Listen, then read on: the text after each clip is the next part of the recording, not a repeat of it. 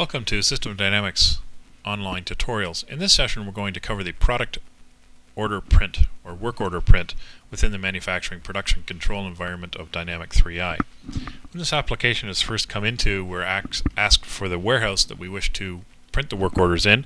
I could use a list of values or simply enter in the warehouse that I wish to that I wish to run the work order print in, and then the system asks me for a print by product or print by job. If I choose the default of product, the system will ask me for a product range here. If I do a print by job, the system will automatically position me at the beginning and ending job. This is useful in the sense that when we get down here and actually print or reprint, usually from a job perspective, I want to reprint a certain job work order for one job. I would then select reprint and run it for just that one job. Print takes all jobs in the system for these ranges, or any ranges that I put in here, and it will take jobs that are required to start on the 12th of February here, which is the default beginning and ending date.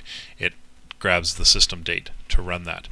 If I change these dates, I can certainly produce work orders for ones that are not starting today. I can actually increase the range or ask to produce a print of all jobs for that will start on a certain day. So what I can actually do here is, I know that there's some specific jobs out there to start on the 15th of February, so I'll run a beginning and ending date from the 15th of February, keeping in mind that all of these other ranges do take into account when the actual report is run. Again, I'm printing this, so I want to print all jobs that are going to start on the 15th, and I simply execute the application. We get our standard batch online. This normally would be a printer. It could be a printer out on the shop floor, in the production control manager's office, etc. However, we will just run this to screen to actually see what we'll produce for the jobs on the 15th of February. Select Run, and the system will produce a work order for jobs that will occur or have a start date of the 15th of February.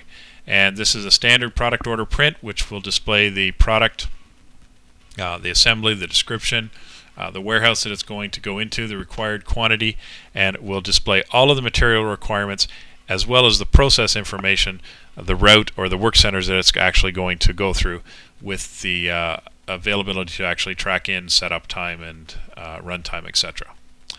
If there is any quality control records, those are also automatically printed on the work order itself, and there is multiple formats that can be defined for this work order print on the global file within Dynamic 3i. Exiting out of here, we'll actually remove and go back to the menu, and that concludes the production order print within Dynamic 3i.